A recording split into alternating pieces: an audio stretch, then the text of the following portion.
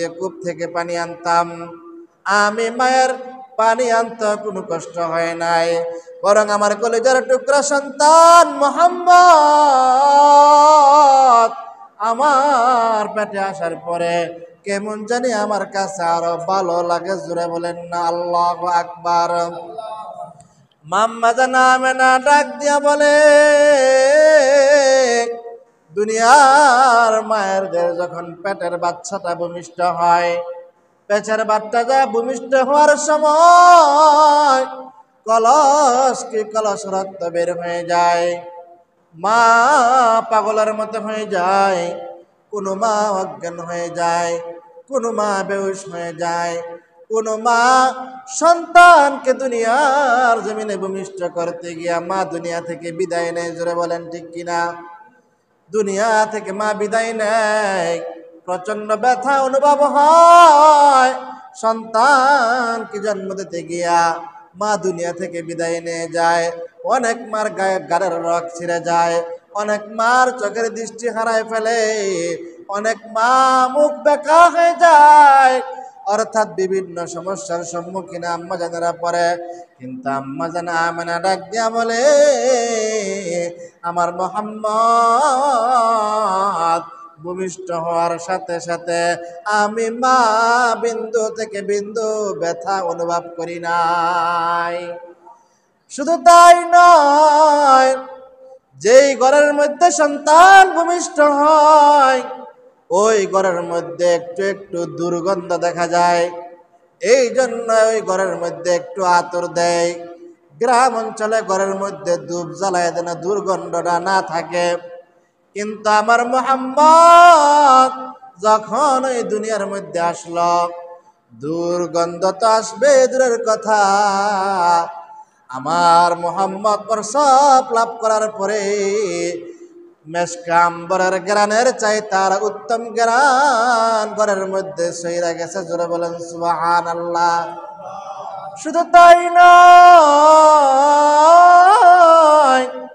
দুনিয়ার মাদের হালত এমন হয়ে যায়, পেটের ভিতর থেকে যখন বাচ্চা ভূমিষ্ঠ হয়, এই বাচ্চাকে পরিষ্কার সাবান দিয়া, ভালো মানের ডেটল দিয়া, ভালো মানের এরকম সাবান দিয়া, স্যাভলন দিয়া পরিষ্কার একটু ধোয়া মুছি করতে হয়।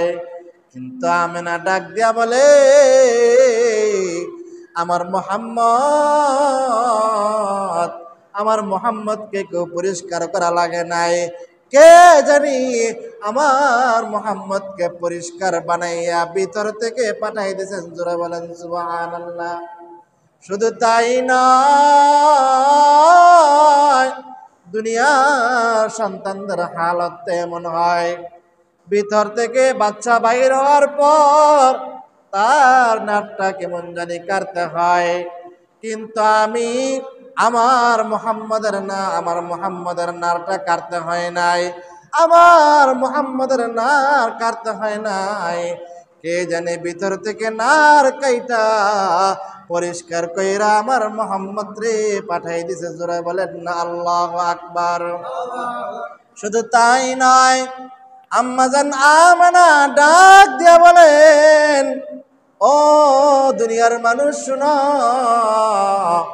দুনিয়ার মধ্যে যদি কোনো ছেলে সন্তান প্রসব হয়, ছেলে সন্তান ভূমিষ্ঠ হয়, দুনিয়াতে আসার পরে তাকে মুসলমানি করাইতে হয়। কিন্তু আল্লাহ রাব্বুল আলামিনের দয়া এবং মায়ায় তার বন্ধুকে মায়ের পেটের ভিতর থেকে মুসলমানি করাইয়া দুনিয়ার জমিনে পাঠাইছেন। জুড়ে বলেন আল্লাহু আকবার। ভাইরা আমার, আমেনা ডাক দিয়া বলেন, আমার জীবনে এত সুন্দর চেহারাওয়ালা সন্তান আমি দেখি নাই, আমার জীবনে এত সুন্দর চেহারাওয়ালা সন্তান আমি দেখি নাই। আম্মা জানফা আমেনা এই কথা বলার পরে হযরতে হালিমাতুস সাদিয়া ডাক দিয়া বলে, ও আমেনা, আপনি তো মক্কা শহরের মানুষ, মক্কার মধ্যে আপনি থাকেন, বাইরে আপনি বের হন না, বাইরে তেমন আসা যাওয়া নাই। আমি হালিমাতুস সাদিয়া বনু সাদ গোত্রে তায়েফের জমিনে আমরা বসবাস করি। আমাদের গ্রামের মানুষ, আমাদের অঞ্চলের মানুষ শিশুদেরকে দুধ পান করায়। আমাদের এলাকার মানুষ কত মানুষের দুধ পান করায়। মক্কার বড় বড় লিডারদের বাচ্চাদেরকে আমরা দুধ পান করাই। কত ধনী ধনী মানুষের বাচ্চাদেরকে আমরা দুধ পান করাই। কত সন্তানকে আমি নিজেই দুধ পান করাইলাম। কিন্তু এত সুন্দর শিশুর, এত সুন্দর চেহারাওয়ালা বাচ্চা আমি আর কোনোদিন দেখি নাই। জোরে বলেন না আল্লাহু আকবার। এমন মুহূর্তে বাইতুল্লাহর মুতাওয়াল্লি রাসূলুল্লাহর চাচা আব্দুল মুত্তালিব ডাক দিয়া বলে, হালিমা, তুমি তো শুধু তোমার এলাকার এই মক্কা এরিয়ার বাচ্চাদেরকে দুধ পান করাও। আমি তো একজন ব্যবসায়িক মানুষ। আমি শামে যাই, ইরাকে যাই, বিভিন্ন রাষ্ট্রে যাই। আমি কত মানুষের চেহারা আমি দেখি। ও হালিমা, কাবার মুতাওয়াল্লি হিসাবে আমি কাবার মধ্যে বেশিক্ষণ সময় দেই।